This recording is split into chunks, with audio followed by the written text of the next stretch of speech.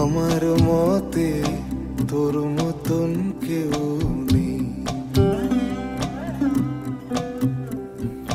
কতবার তোর জানলা দিয়ে গলে হলুদ খাম, আমার মতে তোর মতন কেউ নেই।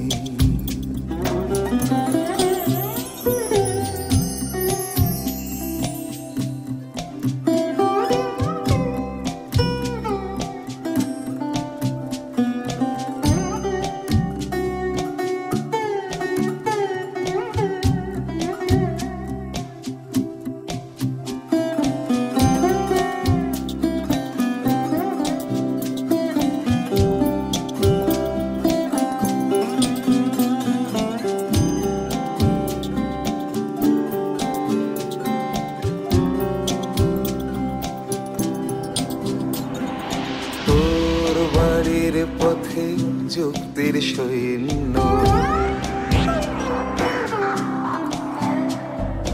তোর বাড়ির পথে যুক্তির সৈন্য, যতটা লুকিয়ে কবিতা তারও বেশি ধরা পড়ে যায়। তোর উঠোন জুড়ে বিশাল কষতে বারণ ছিল তাই কিছুই বোঝা গেল না প্রায়।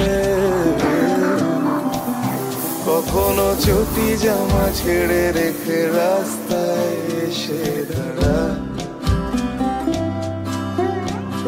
কখনো চটি জামা ছেড়ে রেখে রাস্তায় এসে দাঁড়া।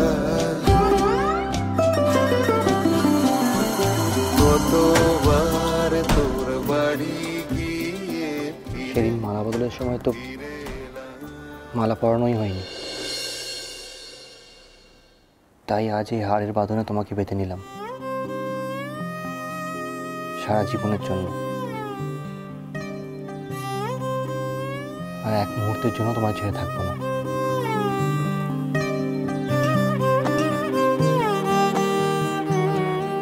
আমাদের তো শুভ দৃষ্টিও হয়নি, একবার তাকাও আমার দিকে। আর যদি এভাবে চোখ বন্ধ করে থাকো তাহলে একবার তাকাও, তাকাও আমার দিকে।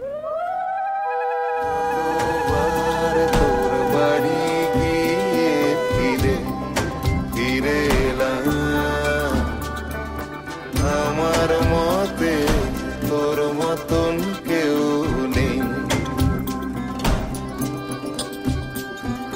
কতবার তোর জানলা দিয়ে গলে হলুদ খাম, আমার মতে তোর মতন কেউ নেই। আমার মতে তোর মতন কেউ নেই। আমার মতে তোর মতন কেউ নেই।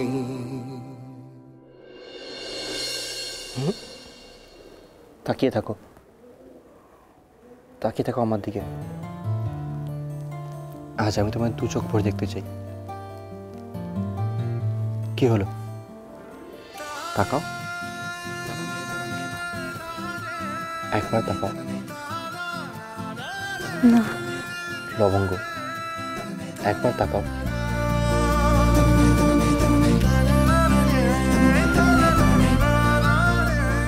লবঙ্গ, একবার তাকাও প্লিজ। লবঙ্গ, স্বপ্ন, কিন্তু কি সুন্দর স্বপ্ন। বাকি রাত তো আমি স্বপ্নটাই দেখি।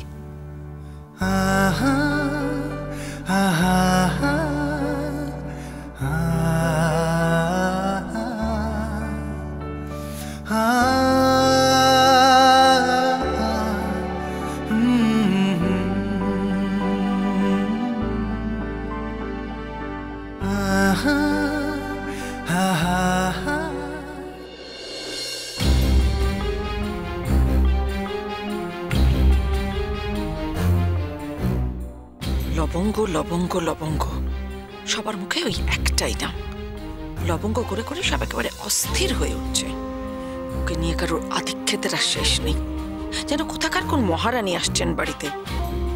আর আমার একমাত্র ছেলে নীল, এত লেখাপড়া শিখিয়ে নিজের হাতে তিল তিল করে তাকে গড়ে তুলে কি লাভ হলো আমার? এখন সে ওই কাইয়া মেয়েটার জন্য পাগল। ইন্দ্রাণী, তুমি হেরে যাচ্ছ, হেরে যাচ্ছ ইন্দ্রাণী, তুমি হেরে যাচ্ছ।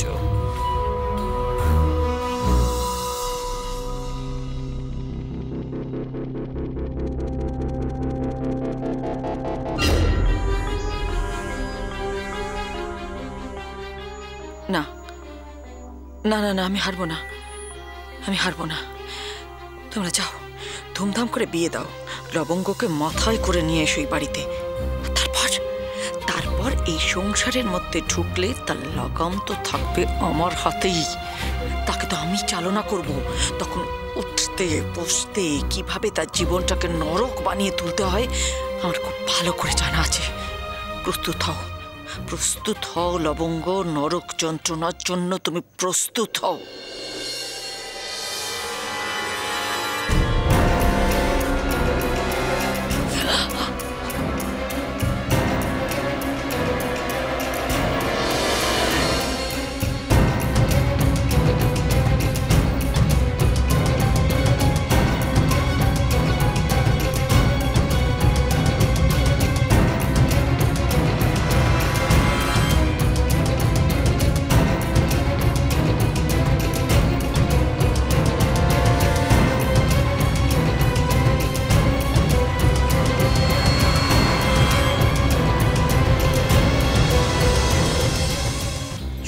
রক্তটা বন্ধ হচ্ছে না, কি যে করি।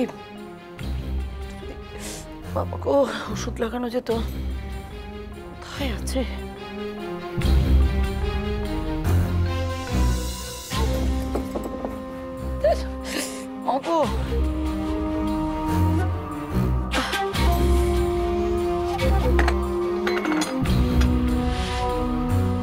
কোথাও নেই, কোথাও নেই। কাজের সময় একটা জিনিসও পাওয়া যাবে না।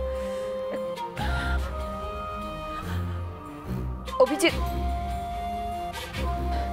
না, থাক, ওকে ডাকলে এখন চিৎকার চেঁচামেচি করে বাড়ি মাথায় করবে। আবার এই রক্ত তো বন্ধ হচ্ছে না, বরং ড্রয়িং রুমে গিয়ে দেখি কোথাও যদি একটু। আবার এই তুলো টুলো কিচ্ছু নেই ঘরের মধ্যে, কাজের সময় কিচ্ছু পাওয়া যায় না। তুমি ছিলে বলে বড় বৌমা লবঙ্গকে মেনে নিয়েছে। সত্যি তুমি যদি ওভাবে না বোঝাতে, ও তাহলে কিছুতেই রাজি হতো না। আরে বাবা, আমি বড় বৌমাকে তো আজ দেখছি না, ও ভাঙবে তবু মচকাবে না। মা, দিদিভাই রাজি হয়েছে, হয়তো মেনেও নিয়েছে সব। তো আমি কি ভাবছি জানেন মা? আমি ভাবছি লবঙ্গর কথা। ও কি করবে? ও কি এত সহজে সবকিছু মেনে নেবে? ভুলে যাবে সব, যা যা গেছে ওর ওপর দিয়ে সব ভুলে যাবে। আমাদের বাড়ির লোকের কথা মেনে নিয়ে ওকে আসবে এ বাড়িতে? আমি ওকে যতটুকু দেখেছি মা, যতটুকু আমি দেখেছি, আমার কি মনে হচ্ছে জানি, ও মেয়ে বাইরে থেকে দেখতে খুব নরম সরম, কিন্তু ভেতরটাও না কঠিন একদম। দিদি কি আর এমনি এমনি ওই মেয়েকে পছন্দ করেছে নাদ বউ করবে বলে? আমি তোমাকে বলে দিচ্ছি বৌমা, ও মেয়ে আমাদের বাড়িতে এলে বাড়ির ভোলই পাল্টে যাবে। হ্যাঁ মা, আমিও মনে মনে প্রার্থনা করছি, জানেন তো, দিন রাত ঠাকুরকে বলছি ঠাকুর লবঙ্গ যেন আসে এই বাড়িতে। তাহলে কি হবে জানেন তো, আমার মনে হয় দিদি হয়তো ভাবছে যে লবঙ্গকে হাতে পেরে গড়ে পিটে একটা অন্যরকম কিছু করে নেবে। কিন্তু আমার মনে হচ্ছে লবঙ্গ যদি বাড়িতে আসে না, তাহলে দিদি বদলে যাবে, একেবারে আমল পাল্টে ফেলবে দিদিকে। ও পারবে, ও ইচ্ছে হলে সব। ঠিক বলেছো, একদম ঠিক বলেছো। এই আমার মনে এই কথাই বলছে। ঝাঁঝ লবঙ্গ